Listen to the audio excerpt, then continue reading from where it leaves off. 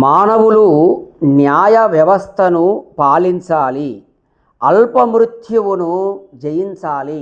చూడండి, మన మీద ఎంత లక్ష్యం ఉందో ఇక్కడ యజుర్వేదం చెప్తుంది. మనం అందరం కూడా న్యాయ వ్యవస్థను పాలించాలి, అందరూ న్యాయాచరణ పరులు అయి ఉండాలి, అలా జీవించాలి.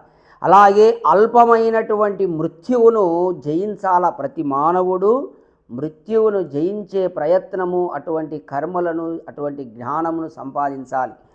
అలాగే ఈశ్వరుని నిరంతరము ప్రార్థించాలి, విద్వాంసుని సేవించాలి. పరమాత్ముని వేద ఆజ్ఞలను ధిక్కరించడం బ్రహ్మహత్యతో సమానం.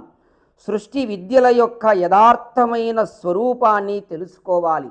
ఈ సృష్టిలో ఉన్నటువంటి విద్యల యొక్క స్వరూపం, యథార్థ విద్యలను మనం తెలుసుకోవాలి. ఇక్కడ మానవుడు ఏమేం చేయాలా అని యజుర్వేదం చెప్తుంది. చూడండి, ధర్మ విద్యలచే స్త్రీ పురుషులు సుఖాన్ని, శాంతిని, ఉన్నతిని పొందాలి. మనము సుఖము, శాంతి, ఉన్నతి దేని ద్వారా లభిస్తుంది?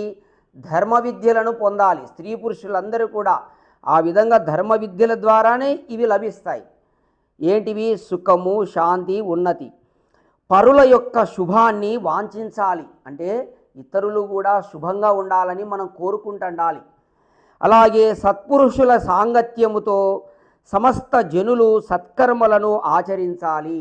మంచి మంచి వాళ్ళ సహవాసం చేసి, మంచి సత్పురుషుల సహవాసం చేసి, వాళ్ళు ఎట్లయితే మంచి కర్మలు చేస్తున్నారో ఆ విధంగా మనం కూడా వారి సహవాసం చేసుకొని మంచి కర్మలను, సత్కర్మలను ఆచరించాలి.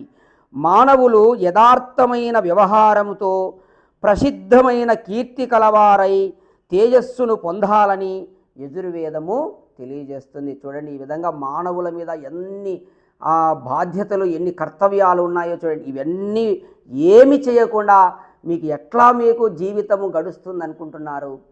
కాబట్టి ఈ విధంగా యజుర్వేదం చెప్పినట్టుగా ఇప్పుడు ఇందాక చెప్పినవన్నీ కూడా మానవులు పాటించాలని చెప్పేసి, ఆచరించాలని పరమాత్ముడు ఆదేశం. ఓం.